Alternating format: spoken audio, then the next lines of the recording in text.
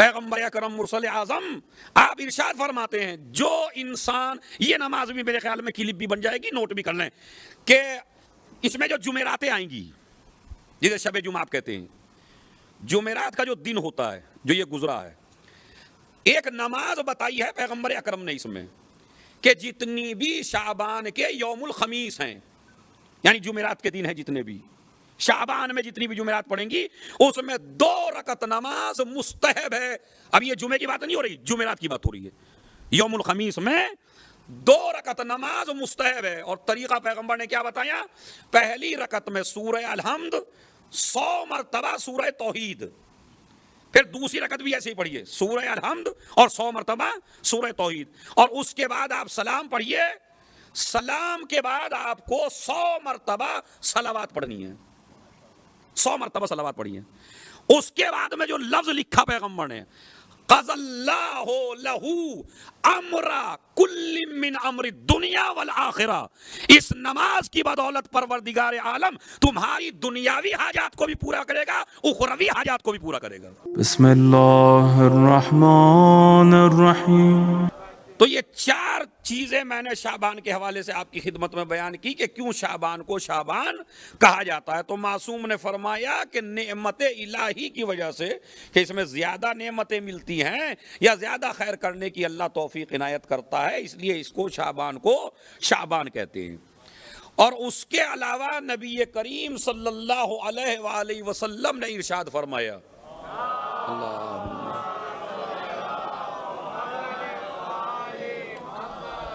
من صام یوما واحدا فی شہری وجبت الجنہ، جو انسان میرے اس مہینے میں ایک روزہ بھی رکھ لے تو اللہ اس روزے کے بدلے انسان کے اوپر جنت کو واجب قرار دیتا ہے۔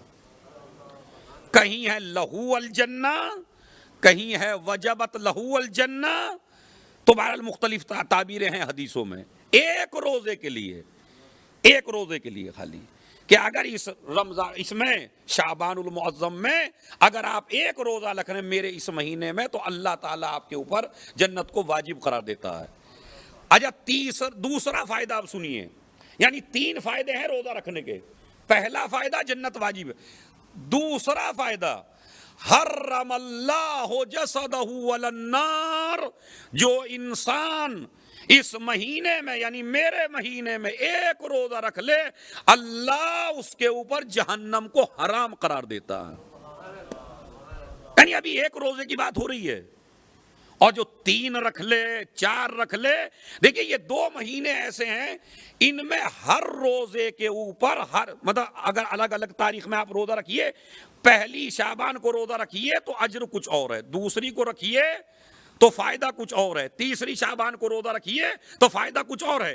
یہ رجب اور شعبان کے مہینے میں باقاعدہ آپ ذرا امالی شیخ طوسی میں، امالی شیخ صدوق میں جب آپ جائیں گے تو ہر روزے میں ہر تاریخ میں جو آپ روزہ رکھیں گے ایک الگ فائدہ اللہ نے تذکرہ کیا ہے، اور نبی نے ایک الگ فائدہ بتایا کہ اگر 5 کا روزہ رکھیں گے تو یہ فائدہ، 6 کا روزہ رکھیں گے یہ فائدہ، اگر آپ ایام 20 میں روزہ رکھیں گے تو یہ فائدے ہیں، یعنی الگ الگ فائدے 30 کے 3۔ میں تو کہتا ہوں اردو میں ہے ماشاءاللہ یہ کتابیں، ڈاؤن لوڈ کر کے بھی آپ اس کو پڑھ سکتے ہیں۔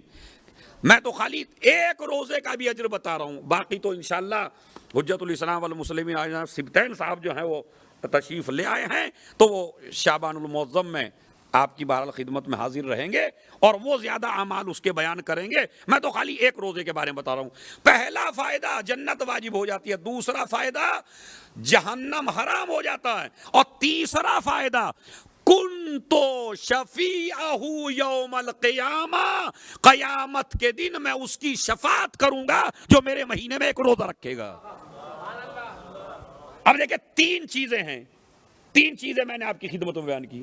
پہلے جہنم حرام، جنت واجب، اور میں اس کی شفاعت کروں گا۔ 3 اعمال مجھے خالی بیان کرنے۔ ایک، حضرت رسول اللہ صلی اللہ علیہ وآلہ وسلم نے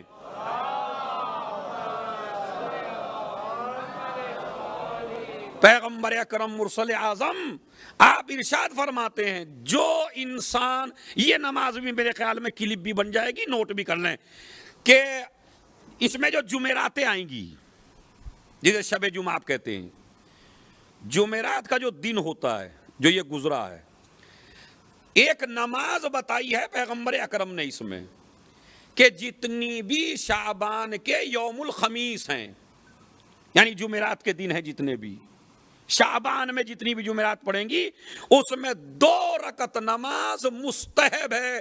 اب یہ جمعے کی بات نہیں ہو رہی، جمعرات کی بات ہو رہی ہے. یوم الخمیس میں 2 رکعت نماز مستحب ہے. اور طریقہ پیغمبر نے کیا بتایا؟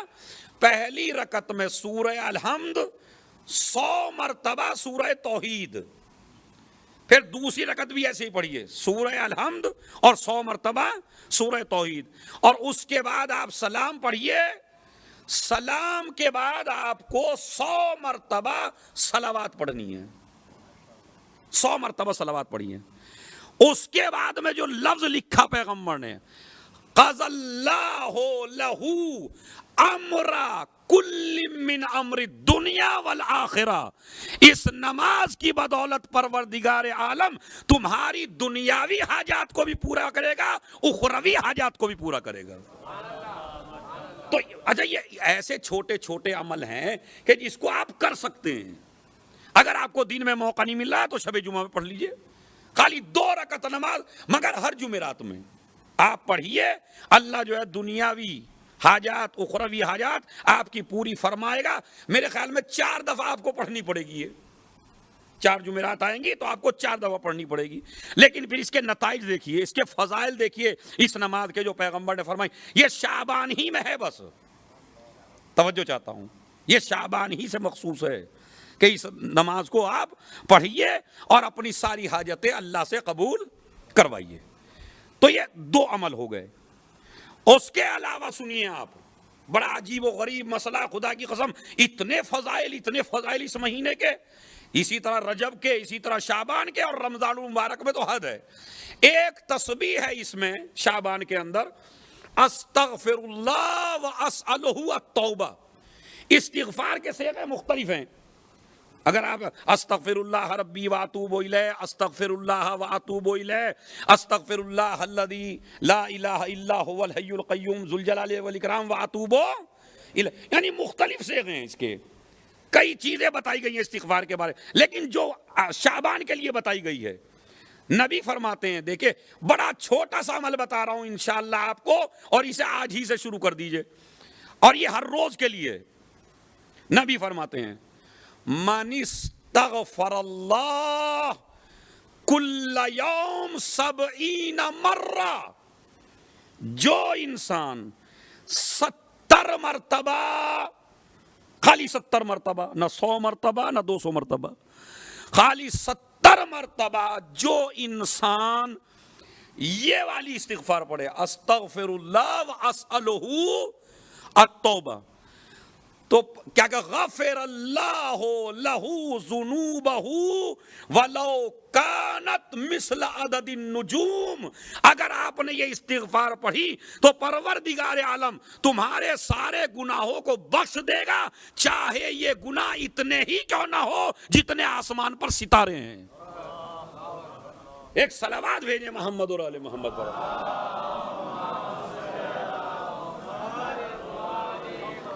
اب آپ دیکھ رہے ہیں. اور ایک استغفار میں نے بتائی تھی جو نماز عصر کے بعد ہے، جو شیخ صدوق علیہ الرحمہ نے لکھی ہے مالی شیخ صدوق میں، وہ میں پڑھ چکا ہوں آپ کے لیے. لیکن یہ استغفار خالی ہے شعبان المعظم، استغفر اللہ واسألہ التوبہ. اور یہ بھی اپنے ذہن میں رکھیے، بعض ہمارے یہاں اتنے مقدس بن جاتے ہیں، دیکھیں جو حد سے زیادہ مقدس بن جائے وہ بھی خطرناک ہو جاتا ہے. ہاں، اتنا ہی تقدس اختیار کیجئے جتنا آل محمد نے بتایا ہے آپ کو. جب علی سے بھی زیادہ متقی ہونے کی کوشش کریں گے تو آدمی خارجی بنتا ہے، عابد نہیں بنتا ہے. سمجھ رہے؟ تو اتنا مقدس، پاکیزہ، بہت زیادہ دین سے بھی آگے چل رہا ہے. نہیں، غدیر کا تقاضا ہے، نہ پیچھے رہنا ہے نہ آگے جانا ہے. بالکل جہاں معصوم آپ کو ٹھہرا دے وہیں ٹھہریے آپ. تو استغفر اللہ، ارے ہم سے تو گناہ ہی نہیں ہوتا، ہم سے تو غلطی نہیں ہوتی. قبلہ شارجہ اور دبئی جیسے شہر میں ہے، کسی سے آنا جانا نہیں ہے، نہ کسی کی غیبت کرتے ہیں، نہ کسی سے حسد کرتے ہیں، نہ کسی کی بات میں بولتے ہیں. صبح کو جاتے ہیں، نماز بھی وقت کے اوپر پڑھ لیتے ہیں، جمعے میں بھی آ جاتے ہیں، آپ جو اعمال بتا دیتے ہیں وہ بھی کر لیتے ہیں، روزہ بھی رکھ لیتے ہیں، اور جب حج واجب ہو گیا تو حج بھی کر لیا. اب یہ بتائیے ہم سے متقی کون ہے؟ یہ جو تمہارے ذہن میں آیا ہم سے متقی کون ہے، یہی سب سے بڑا گناہ ہے. توجہ چاہتا ہوں میں، یہی سب سے بڑا گناہ ہے جو آپ کی ساری عبادتوں کو برباد کر دیتا ہے. خدا کی قسم، اس لیے کہ عبادت کرنا کمال نہیں ہے، عبادت کو باقی رکھنا کمال ہے. اور وہ تب رہے گی جب خلوص پیدا ہو انسان کے اندر. تو استغفار ہم کیوں کریں؟ ہم سے تو غلطی نہیں ہوتی، ہم سے تو خطا نہیں ہوتی. تو عزیزو یاد رکھیں، ہمارے ائمہ معصومین علیہ السلام نے ہر ذہنیت کا علاج کیا ہے، تاکہ کوئی یہ نہ کہے ہم استغفار کیوں کریں جب ہم سے غلطی نہیں ہوتی، ہم سے خطا نہیں ہوتی، ہم سے گناہ نہیں ہوتے، استغفار کیوں کریں؟ علی نے استغفار کر کے بتایا، حسن نے استغفار کر کے بتایا، حسین نے استغفار کر کے بتایا کہ استغفار خالی گناہوں کی معافی کے لیے نہیں ہوتی بلکہ بلندی درجات کے لیے بھی ہوتی ہے. اب یہ تو نہیں کہہ سکتے ہم آخری درجے پہ پہنچ گئے جنت کے، یہ نہیں آپ کہہ سکتے. تو اگر نہیں آپ سے گناہ ہوتا ہے، بڑے فائدے ہیں جو سورہ نوح میں بیان ہوئے ہیں. جیسے وہ مولا علی کی خدمت میں ایک شخص آیا تھا، آنے کے بعد اس نے کہا تھا کہ میرا باغ خشک ہو گیا، کا استغفار کرو، اولاد نہیں ہوتی، کا استغفار کرو، کئی فائدے ہیں اس میں. تو امام نے کہا استغفار کرو، استغفار کرو، استغفار کرو. اچھا کبھی کبھی استغفار جو ہے خالی اپنے لیے نہیں کیا جاتا. مولا کائنات حضرت امیر المومنین علی ابن ابی طالب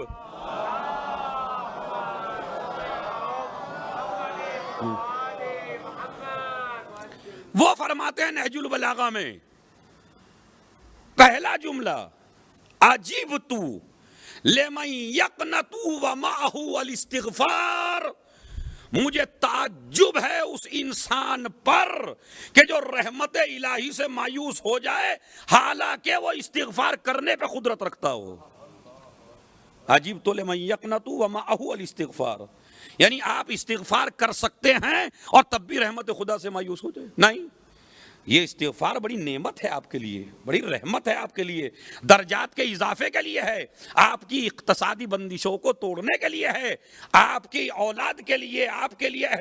حد یہ ہے کہ کبھی کبھی آپ کے لیے نہ ہو تو آپ جو آپ کے آس پاس لوگ رہتے ہیں ان کے بچاؤ کے لیے بھی ہے. بڑا عجیب جملہ ہے، اس لیے کہ استغفار کو مولا علی نے اور قرآن کریم نے جتنے وجود پیغمبر کے فائدے ہیں، بڑا جملہ ہے اگر اس کو آپ سمجھ لیں، جتنے فائدے وجود پیغمبر کے ہیں اتنے ہی فائدے استغفار کے ہیں. اب آپ یہ لگائیے اس سے بڑا جملہ کیا ہو سکتا ہے؟ کانا نہج البلاغہ کانا فی الارض امانان من عذاب اللہ، انسان کو اللہ کے عذاب سے دو چیزیں بچاتی ہیں. ایک امان وہ ہے وقد رفع احدہما، ایک امان تو وہ ہے جو اٹھا لی گئی، اور ایک امان وہ ہے جو باقی ہے، فہو الاستغفار، اور وہ امان جو باقی ہے وہ استغفار ہے. یعنی آپ کے اوپر جو عذاب نازل نہیں ہو رہا، میں گناہ کر رہا ہوں، ایک سے ایک گناہ کر رہا ہوں، ایک سے ایک غلطی کر رہا ہوں، ایک سے ایک فراڈ کر رہا ہوں، عذاب نازل مجھ پہ نہیں ہو رہا. کیوں نہیں ہو رہا؟ اس لیے کہ کوئی شہر میں ایسا مومن ہے جو استغفار کر رہا ہے. ایک مومن کا استغفار اتنے گناہگاروں کو بچا لیتا ہے. ایک شہر میں اگر ایک استغفار کرنے والا ہو، وَمَا كَانَ اللَّهُ لِيُعَذِّبَهُمْ وَأَنْتَ فِيهِمْ، اے میرے پیغمبر ہم اس قوم پہ عذاب نازل نہیں کریں گے جب تک کہ آپ اس قوم کے درمیان میں ہیں. وَمَا كَانَ اللَّهُ مُعَذِّبَهُمْ وَهُمْ يَسْتَغْفِرُونَ، اور جب تک عذاب نازل نہیں کریں گے جب تک استغفار کرنے والے موجود ہیں. ارے میں توجہ چاہتا ہوں، بڑا جملہ ہے. یعنی کیا فرمایا میرے مولا نے، اور قرآن مجید کیا کہتا ہے؟ ہم اس قوم کے اوپر عذاب نازل نہیں کریں گے جب تک اس قوم میں نبی موجود ہیں یا استغفار کرنے والے موجود ہیں. اور عزیزو، یہ زمانہ تو وہ ہے کہ جس میں واقعاً یہ دونوں چیزیں موجود ہیں، اس لیے کہ محمد کا بیٹا بھی موجود ہے اور وہ استغفار بھی کر رہا ہے.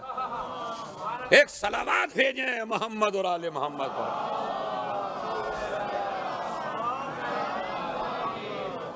ایک صلوات اور بھیجیں محمد اور آل محمد پر.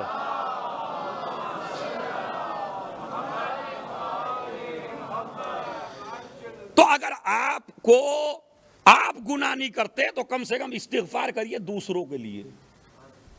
آپ کا استغفار دوسرے کی جان بچا سکتا ہے. جب تک استغفار کرنے والے موجود ہیں تب تک اس قوم پہ عذاب نازل ہونے والا نہیں ہے. اور اب مجھے وہ حدیث یاد آئی امام زمانہ عجل اللہ فرجہ الشریف کی.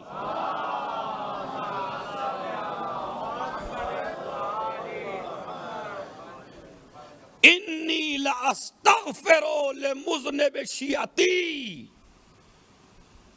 میں استغفار کرتا ہوں اپنے ان شیعوں کے لیے جو گناہگار ہیں.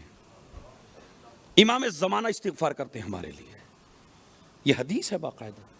تو عزیزو یاد رکھیے، استغفار کریے. استغفار خالی گناہوں کے لیے نہیں ہوتی، درجات کے لیے بھی ہوتی ہے. اور میں استغفار پہ اس لیے بھی زور دے رہا ہوں، سئل عن الصادق علیہ الصلوۃ والسلام، ہمارے چھٹے امام سے پوچھا گیا، مولا ما افضل الاعمال فی ھذا الشہر، اس مہینے میں سب سے زیادہ بہترین عمل کون سا ہے؟ تو امام نے فرمایا الصدقۃ والاستغفار.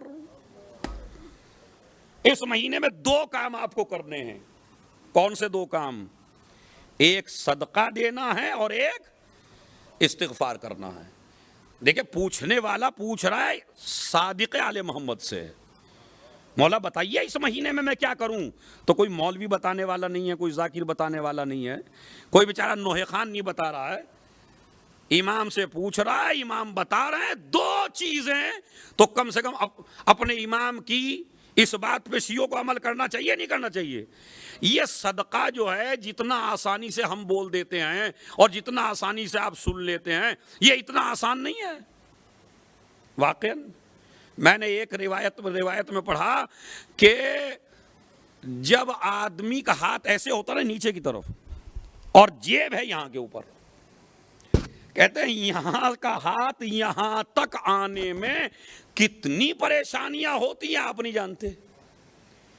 شیطان کہتا، یہ روایت ہے کہ 70 شیطان ہاتھ میں جھول جاتے ہیں اس انسان کے تاکہ یہاں کا ہاتھ یہاں نہ آنے پائے. اب آپ دیکھیں آپ پہ زور کیوں پڑتا ہے؟ یہ جو آپ نہیں صدقہ دے پاتے، سمجھ رہے کیوں؟ لیکن ادھر شیطان ہاتھ میں جھول رہا ہے. اچھا اتنے شیطان پکڑے ہوئے ہیں کسی طرح یہاں نہ چل. اچھا اگر چلا بھی گیا اور آپ نے دینے کا ارادہ بھی کر لیا تو اب آپ کی نیت خراب کر دیتا ہے. نیت کیسے خراب کر دیتا ہے وہ بھی سن لیے. 10 روپے کا نوٹ 10 ہی روپے کا ہوتا ہے، چاہے وہ نیا ہو چاہے پرانا ہو. مگر آپ جو ہیں جب نکال کے دیتے ہیں نا اس کو، مسجد میں بھی ڈالتے ہیں، بالکل جو سب سے جس کے بارے میں یہ امید ہو گئی اب یہ 10 درہم چلنے والے نہیں ہے. تو بھائی بندوئی کے بازار میں تو نہیں چل رہا ہے، اللہ کے بازار میں تو چلانے کی کوشش کرتا ہے آدمی کہ کسی طرح چل جائے. واقعا صحیح ہے، صدقہ دینا بہت عجیب سی بات ہے، اس لیے کہ غضب پروردگار کو جو طاقت روک دے اس طاقت کو صدقہ کہتے ہیں.